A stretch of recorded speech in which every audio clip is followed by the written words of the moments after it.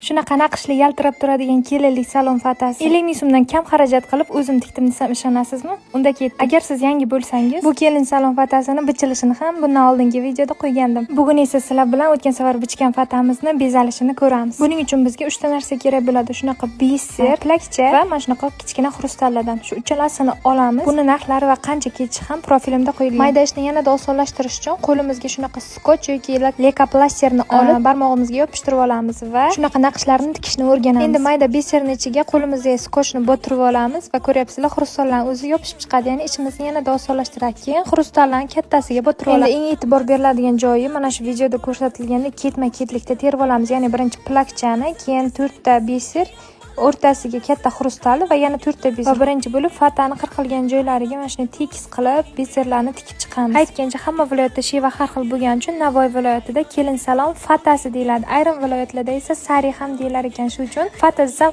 noto'g'ri tushunmanglar. Bu fataning naqshlarini o'zingizlar xohlagandek qilib bezatib chiqsanglar bo'ladi. Mana pastini tikib bo'ldim. Endi asosiy naqshlariga o'tamiz. Mana shu ketma-ketlikda naqshini o'zingizlar yaratasizlar xohlaganda. Men o'zim naqshini birinchi daftarga chizib oldim xayolan.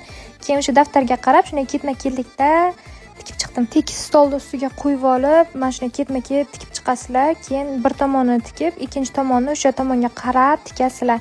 Ya'ni chizib bo'lmayganda bu fatan ustiga. Undan ko'ra tayyorini olsak bo'ladi-ku, nima qilamiz o'zimiz ovora qilib deysizlar. Hamma o'zi xohlaganicha qilsa bo'ladi. Kimdir sotib olishni afzal ko'radi, kimdir o'zi mehr berib tikishni afzal ko'radi. Men o'zim mehr berib tikkanim o'zimga juda ham qadrli bo'ldi. Endi sarf hisob qilamiz. Esinglarda bo'lsa videoning boshida mana shu idishchalar tuyula turganda, endi mana shu biser qolgani shu va plakchani ham qolgani shu bo'ldi. Demak, sarf hisobim bo'yicha 50 mingdan kam summaga mana shu fata tushdi. Lekin mehnati bor qizlar. Agar sizlarga shu fatani bichilishi qiziq bo'lsa, profilimga qo'yib qo'yganman. Ko'rib, bichib o'zingizga taxlasangiz bo'ladi.